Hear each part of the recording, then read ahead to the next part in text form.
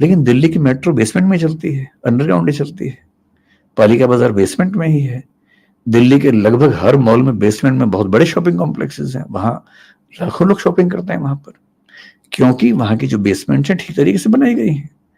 और commercial mall की तरफ से हमें ये बार बार आश्वासन मिला कि वो बेसमेंट उसी तरीके से बनी हुई है।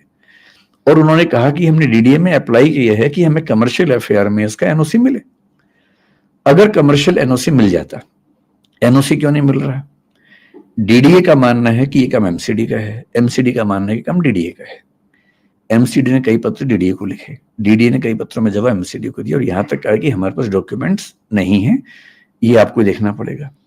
पिछली मीटिंग में हाई कोर्ट में डीडी ने पहली बार ये कहा कि हम एमसीडी को राइट्स दे रहे हैं, और अब एमसीडी जो कल हियरिंग होने वाली, शायद उसके बाद हमें वैसे भी इशू करती, या तो परमिशन मिल जाती या वो इशू करती कि आपको ये छोड़ना पड़ेगा, तो हम छोड़ते उसको।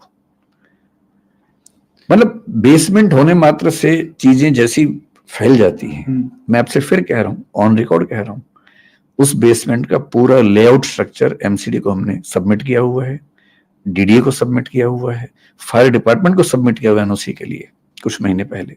अब तक वहां से रिजेक्शन भी नहीं है उसका। और उसमें 7 फायर एग्जिट्स बड़े बड़े, वो सब उसमें नक्शे में है, और नक्शे में नहीं है, वो रियलिटी में भी है। सर आपने अभी एक बात बोली, लेकिन इसके बावजूद पिछले 3 दिन में जो घटना घटी, उसे देखने के बाद मुझे एहसास है कि ये केयरलेसनेस थी, हमारे दिमाग में बात कभी नहीं आई।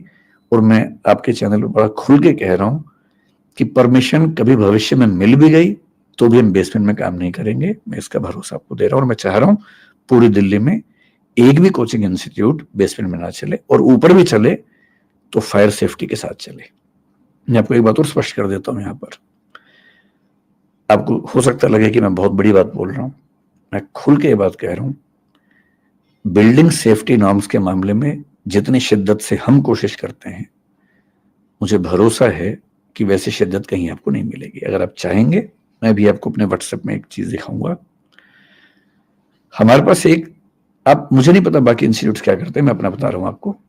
2 महीने पहले, 3 महीने पहले हमने एक वैकेंसी निकाली, क्योंकि हमने 1.5 साल पहले एक डिविजनल हेड रैंक का ऑफिसर बनाया अपनी कंपनी। डिविजनल हेड हमारे यहाँ सीनियर मैनेजमेंट का पार्ट है, जो केवल सेफ्टी देखेगा बिल्डिंग्स की।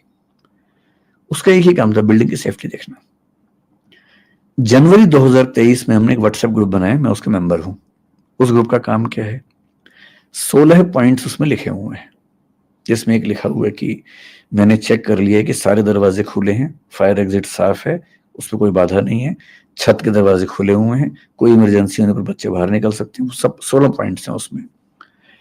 ये 16 के 16 पॉइंट्स पे हमारी हर बिल्डिंग के बिल्डिंग इंचार्ज को रोज, ये मैं महीने की बात नहीं कर रहा हूं, रोज की बात कर रहा हूं, एक अपडेट डालना होता है कि मैंने ये सारे 16 पॉइंट चेक कर लिए हैं, ये सारे ठीक हैं, अगर इसके बाद भी कोई दिक्कत आती है तो मैं इसके लिए जिम्मेदार हूं।